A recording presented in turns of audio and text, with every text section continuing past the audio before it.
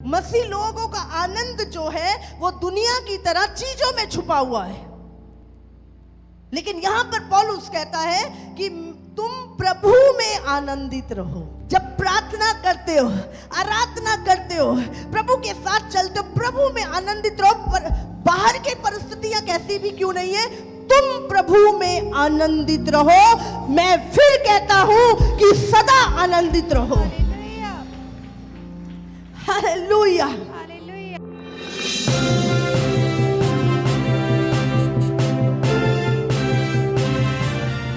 भजन संहिता 16 उसका 11 पढ़ेंगे। तो मुझे जीवन का रास्ता दिखाएगा, तेरे निकट आनंद की भरपूरी है। तेरे दाहिने हाथ में सुख सर्वदा बना रहता है। तेरे निकट, अब ये तेरे कौन? परमेश्वर जिसकी तुम अभी आराधना कर रहे थे, हाँ, जिसके लिए आप भजन गा रहे थे, उसकी बात हो रही है यहाँ पर। तेरे निकट आनंद की भरपूरी है। तो आप चर्च में आते मुंह लटका के, पर जा ऐसे नहीं सकते, क्योंकि परमेश्वर के निकट आनंद की भरपूरी है। इसीलिए जब हम आते रोते हुए चर्च में, पर जब गवाहियां देते हैं नाचते हुए कूदते हुए आनंद से भरकर, परमेश्वर हमें आनंदित करके भेजता है। तो ये आनंद ऐसा नहीं कि परिस्थितियों के हिसाब से हमारी लाइफ में रहे, कैसी भी परिस्थिति क्यों नहीं हो, वो आनंद की भरपूरी। क्या परमेश्वर हमारी परेशानियों में हमें छोड़ देता है? बाइबल में क्या लिखा है? चाहे तू मौत की घोर अंधकार की तराई में से होकर निकले, मैं तेरे साथ रहूंगा। तो परमेश्वर कहता है कि तू नदियों में होकर जाएगा, पर वो तुझे डुबा नहीं सकेंगे, क्योंकि मैं तेरे साथ हूं। लाल समुद्र में से जब इस्राएली होकर निकले, उसके 2 भाग हो गए, क्योंकि यहोवा उनके साथ था। तो परमेश्वर ने ये नहीं कहा कि तुम लाल समुद्र में से होकर नहीं जाओगे, या परेशानियां तुम्हारे निकट नहीं आएंगी। आप परेशानियों को परेशानियों की तरह लोगे तो वो परेशानी है, अगर आप एक जिम्मेवारी की तरह लोगे तो वो परेशानी नहीं है। कुछ लोग प्रॉब्लम, ओ भाई आज ऑफिस में काम बड़ा था, ये भी परेशानी है। उससे पहले परेशानी थी कि जॉब नहीं थी, उससे पहले परेशानी थी कि काबिलियत नहीं थी। आप हर चीज को अपनी परेशानी क्यों बोलते हो? वो परेशानी नहीं है, आप लेते हो उसे प्रॉब्लम समझ के। बट ये चीजें फिर भी हमारे साथ रहती हैं, चीजें चलती रहती हैं। इंसान जो है अपने तरीके से सोचता है सारा, लेकिन ये परमेश्वर ने नहीं कहा आंधी तूफान नहीं आएंगे, मसीह के जीवन में नहीं आएंगे, लेकिन प्रभु ने कहा तेरा आनंद जो मैं तुझे देता हूं, वो शांति मैं तुझे देता हूं, जो तेरे कलेशों में भी बनी रहेगी। तो आनंदित रहना ये आत्मा का एक फल है, और प्रभु चाहता हम सदा आनंदित रहें। और मैं सच में बोल रही हूं, अगर आप एक अच्छे मसीह हैं और आप अपने आप को बहुत आत्मिक समझते हैं और आपका मुंह लटका हुआ है, तो मुझे नहीं लगता कि आपने प्रभु को जाना भी है, क्योंकि प्रभु आनंद का परमेश्वर है। भजन संहिता 4 उसका 7। तूने मेरे मन में उससे कहीं अधिक आनंद भर दिया है, जो उनको अन्न और दाख मधु की बढ़ती से होता था। यहाँ पर दाऊद क्या कह रहा है कि तूने मेरे मन में इतना आनंद भर दिया, जो लोगों को बहुत नशे करके या बहुत धन जब होता है तब लोगों के मन में खुशी होती है, तूने मेरे मन में उनसे भी ज्यादा आनंद ऐसे ही भर दिया, ऐसे ही भर दिया है। इसीलिए मसीह लोगों को परमेश्वर चाहता है कि हम आनंदित रहें, हम खुश रहें। लेकिन ये प्रॉब्लम ठीक हो जाए तब मैं खुश रहूंगा, फिर वो ठीक हो जाती है, अब ये नहीं, अब ये भी ठीक हो जाए तब मैं खुश रहूंगा, वो भी हो जाती है। चलो मेरे परिवार का तो हो गया, अभी मेरे मायके वालों का भी सब ठीक हो जाए तब मैं खुश होऊंगा। आप दुखी आत्मा हो, आप कभी खुश हो ही नहीं सकते। आपको दुनिया की कोई चीज खुश नहीं कर सकती, क्योंकि आपने दुखी रहने का ठेका ले रखा है। समझ रहे? आप कुछ ना कुछ आपके पास बहाने हैं दुखी रहने के। तो परमेश्वर क्या कह रहा है? तूने मेरे मन को इतने आनंद से भर दिया है, इतने आनंद से, जो लोगों को उनकी धन की बढ़ती से और दाख मधु की नशों से, शराब पी के, देख ना शराब पी कैसे हंसते हैं, इतनी दूर आवाज आ रही है, ठोके मारो मार के, जिनकी आवाज नहीं निकलती दारू पी के उनकी भी आवाज निकलती। प्रभु कहता है मैंने तेरे मन में इतना आनंद भर, दाऊद कहता तूने मेरे मन में इतना आनंद भर दिया। दाऊद क्या करता था? 7 बार परमेश्वर की आराधना करता था। अगर आप आराधना करते हुए आनंदित नहीं हो सकते, नाच नाच के प्रभु की आराधना नहीं कर सकते, क्या कहां पे आनंदित हो? क्योंकि बाइबल कहती है उसके निकट आनंद की भरपूरी है। बाइबल क्या कहती है? परमेश्वर का आनंद मेरा बल है। भजन संहिता में वचन में लिखा है यहोवा का आनंद मेरा बल है। बल मतलब सामर्थ है, समझ रहे हैं? तो अगर आनंद नहीं है तो मतलब बल नहीं है, सामर्थ नहीं है। और अगर सामर्थ नहीं है तो आप सोच सकते हो आप कैसी जिंदगी जियोगे। हाँ, कैसे जिंदगी जियोगे अगर सामर्थ नहीं है लाइफ में। और सामर्थ किसमें है? क्या लिखा है यहाँ पर? परमेश्वर का आनंद मेरा बल है। बोलो, परमेश्वर का आनंद मेरी सामर्थ है। तो अगर आप आनंदित नहीं है, अगर आप खुश नहीं है, तो आप क्या हो? निर्बल हो, बलहीन हो, बिना सामर्थ्य के हो। और आप सोचो, हमारा शरीर हम बल के कारण चलते हैं। अभी शरीर में अगर जान ना हो तो आप कैसे चलोगे? समझ आ रही है आपको? तो प्रभु क्या कह रहा है? परमेश्वर का आनंद मेरा बल है, मेरी सामर्थ्य है। तो हमें आनंदित रहना जरूरी है। मैं जब से प्रभु में आई इतनी एक्साइटेड रहती थी। मैं हमेशा मसीह में, और मुझे जहां भी कोई मिल जाता मैंने वचन सुनाना लोगों को, और बड़ा एक्साइटमेंट वो आज तक बरकरार है और बढ़ती जा रही है। हालेलुया। बट बहुत सारे मसीहों को जब मैं देखती थी, क्रिश्चियन लोगों को, तो मुझे लगता था शायद सीरियस रहना होता है ना। अब हम मसीह में आ गए तो हमें एक लंबा सा मुंह बना के, हाँ प्रेज द लॉर्ड। और जब मैं चर्चों में लोगों को देखती थी, वो इतना सिस्टर प्रेज द लॉर्ड, मुझे ऐसा डर लगता था उनका प्रेज द लॉर्ड सुनकर। मुझे लगता था कि मैं पागल हूँ शायद। मैं इतनी एक्साइटेड रहती हूँ, मैं इतनी आनंदित रहती हूँ प्रभु में। कहीं भी मेरे को कोई गाड़ी दिख जाती, वहाँ पे प्रेज द लॉर्ड लिखा होता, मैं उसकी गाड़ी रोक के बोलती प्रेज द लॉर्ड भाई, प्रेज द लॉर्ड, है ना। कहीं पे मार्केट में कोई दुकान गाड़ी खड़ी होती, उस पर क्रूस लटका होता, उसको मैंने रोक के, अच्छा प्रेज द लॉर्ड ब्रदर, आप मसीह में हो? मैं नहीं जब प्रभु में आई थी, मैं बता रही हूँ, वो व्यक्ति ऐसे देखता था, घूरने लगता था मुझे, प्रेज द लॉर्ड। मुझे शर्म आने लगती थी, हाय मैंने किसको प्रेज द लॉर्ड बोल दिया। और मैं चुपचाप वहां से मुंह मोड़ के मैं कहती थी, आप मसीह हो ना? हाँ हम मसीह हैं। हाँ बताइए सिस्टर। और मुझे मेरी वो, मैं बोलती नहीं आगे से नहीं करूँगी ये। फिर मुझे कोई दिखता था, फिर मैं एक्साइटेड हो जाती थी, प्रेज द लॉर्ड। मैं बोलती ये तो मेरे जैसा होगा पक्का। हालेलुया। और कुछ मसीहों को इतना सीरियस देखते हुए मुझे लगता था कि शायद खुश रहना जो है, या प्रभु में आनंदित रहना, ये गलत बात तो नहीं है। बट जब मैंने वचन से जाना, अरे प्रभु तो आनंद तो परमेश्वर ने हमें बोला है आनंदित रहना, फिर समझ आया मैं नहीं हूं, वो गलत है। प्रभु कहता आनंदित रहो, और मैंने आज भी नहीं छोड़ा वो। अगर आप आनंदित नहीं है और आप कहते हो मैं बहुत प्रार्थना करता हूं, मैं बड़े उपवास करता हूं, मत्ती में क्या लिखा है 6:16, जब तुम उपवास करो तो कपटियों के समान तुम्हारे मुंह पर उदासी ना छाई रहे, क्योंकि वे अपना मुंह बनाए रहते हैं। क्या हुआ? आज मेरा उपवास है ना, आज मेरी फास्टिंग है। अच्छा आपकी फास्टिंग है? अच्छा, तभी दिख रहा आपके चेहरे से।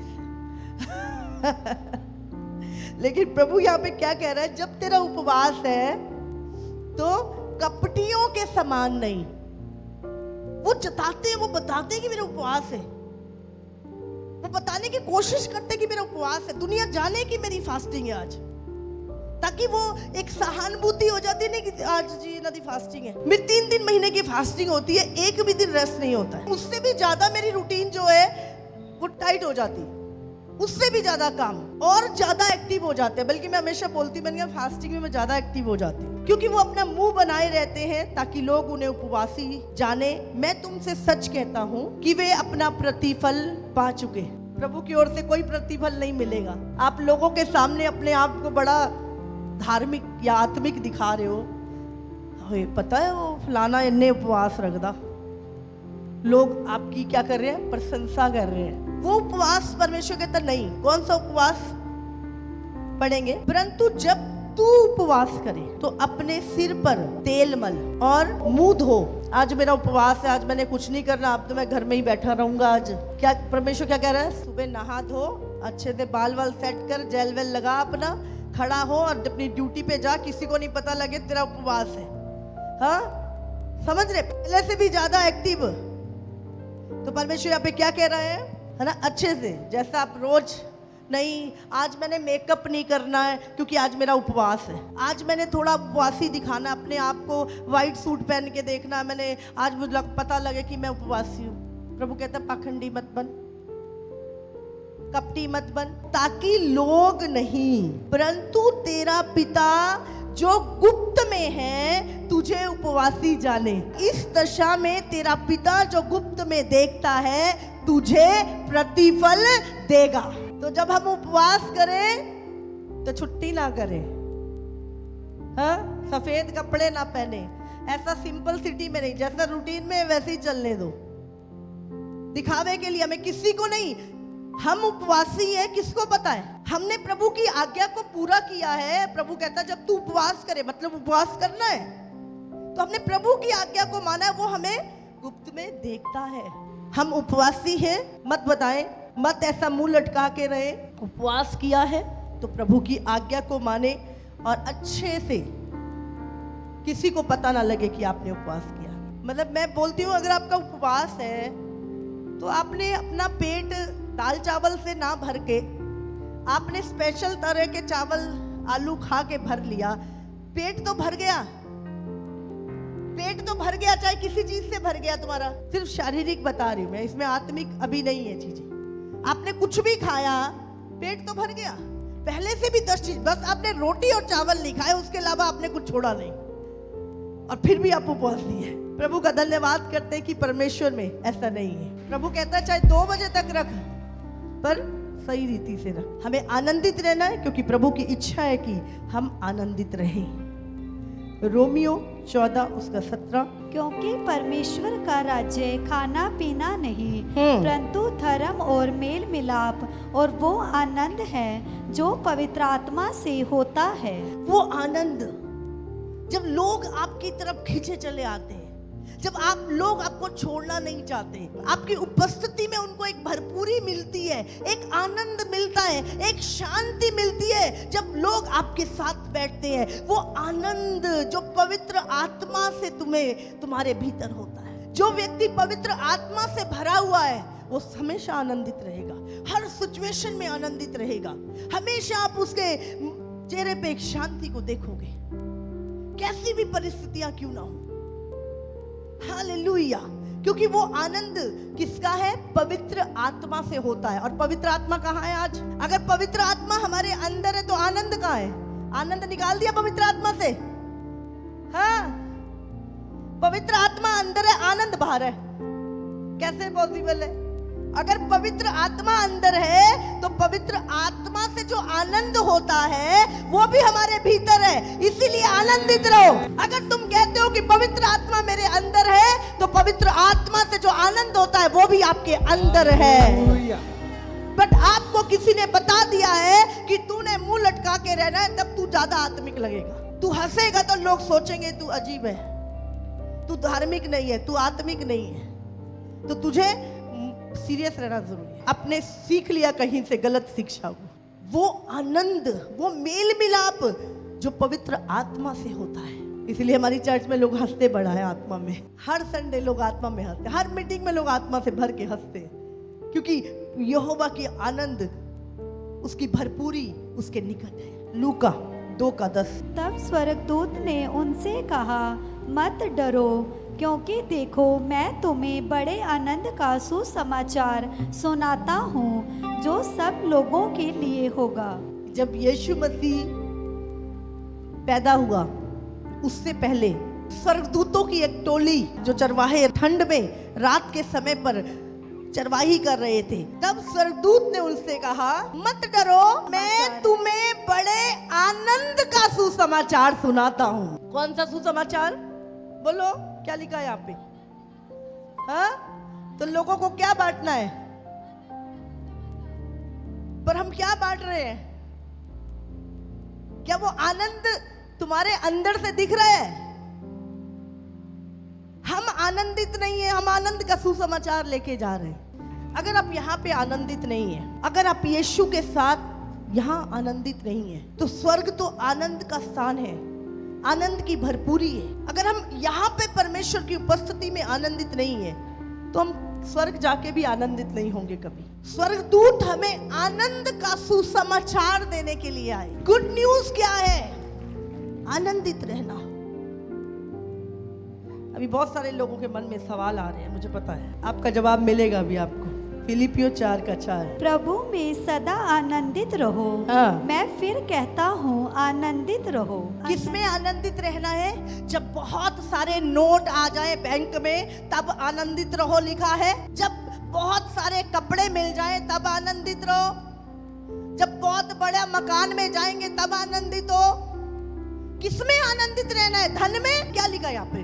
प्रभु में आनंदित रहो। अब जब बाइबल पढ़ते हैं बहुत सारी चीजों को हम गलत मतलब ले लेते हैं। यहाँ पर पौलुस कब लिख रहा है? जब पौलुस 5 स्टार होटल में खाना खा रहा था, होते ही नहीं थे तब। खैर हमें लगता है ये तो एक ऐसा इंसान लिख रहा है जिसकी जिंदगी में कोई प्रॉब्लम नहीं है। आप जानते हैं पौलुस कब लिख रहा था ये बात? जब वो जेल में था, जब वो जेल में कैद था, तब उसने ये पत्री लिखी थी। जब उसके पीछे कोड़ों की मार पड़ी हुई थी, जब उसका बदन छलनी छलनी था, जब वो परमेश्वर के लिए सताया जा रहा था, तब उसने ये बात लिखी थी कि प्रभु में आनंदित रहो। मैं फिर कहता हूं कि सदा आनंदित रहो। हालेलुया। सिर्फ चर्च में आनंदित नहीं रहना। जब कोई मसीह भाई बहन मिले तब उसको दिखाने के लिए, आज वचन सुन लिया तो आनंदित दिखाएंगे। हाँ? आनंद तुम्हारे अंदर है, आनंद तुम्हारे अंदर है और तुम प्रभु में आनंदित हो। आज हम पूछें अपने आप से कि मेरा आनंद किस चीज में छुपा है। हम पूछें अपने आप से कि मेरा आनंद किस चीज में छुपा है। इसीलिए मसीह लोग दुखी हैं। मसीह लोगों का आनंद जो है वो दुनिया की तरह चीजों में छुपा हुआ है। लेकिन यहां पर पौलुस कहता है कि तुम प्रभु में आनंदित रहो।